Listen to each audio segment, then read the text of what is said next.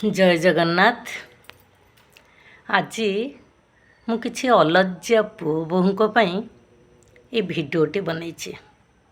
जो माने तांको बापा माँ को किछिटा रोषेई करके देवा हो किंबा किछि पाखरे रखिथिबा जोगु निजको गर्व अनुभव करती आउ कहती आमे तो सेमानको खाइबा को दौचु सब किछि करूचु तापर भी सेमाने काहेकि अशांति होचंती एवं आमको निंदा मध्य करुछंते।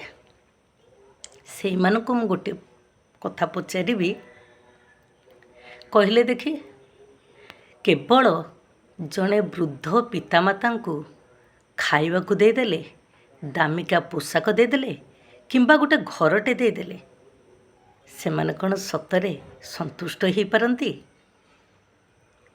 तांको पाखको खाइबार रांधिके आनी तांको पाखरे भात थालीटे फोपाड़ी देई तांको इच्छा अनिच्छा को न पचारि तांको घरर बोझ बोली भाबी तांको सहित से भली व्यवहार कले से माने कौन संतुष्ट हेबे जे तमे तांको किछि करूच बोली? तांको प्रति खाइबा रांधिबा आवश्यक पड़ले जड़े घरे रही ताको किछि करिबा आवश्यक से भली करिबा कौन करिबारे जाए? जदि हाँ तेबे आपण जेतेबेले छोट थिले अझट हेउथिले आपणक माँ बापा काहेकि गप गीत कही आपणको खुआउथिले, जन्ममामु देखी आपणको खुआउथिले, आपणको मानभंजन करथुले।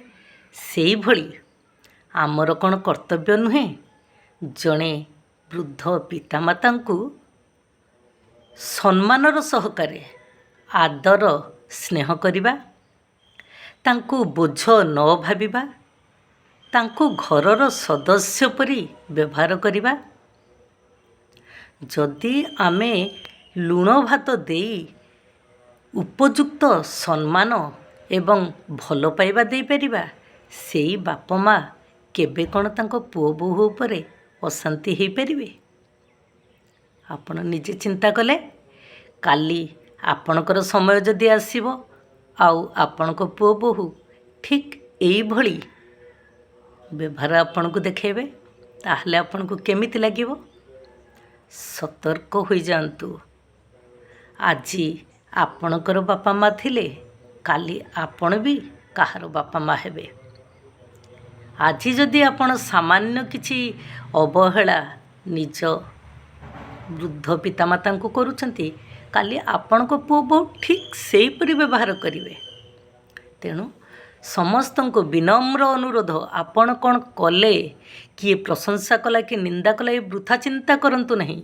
आपण केवल एतिकी देखंतु आपण केते सचोट सहकारे अंतर सहकारे आपण निजर कर्तव्य पालन करछंती। जगन्नाथ आशा भल लागिबो।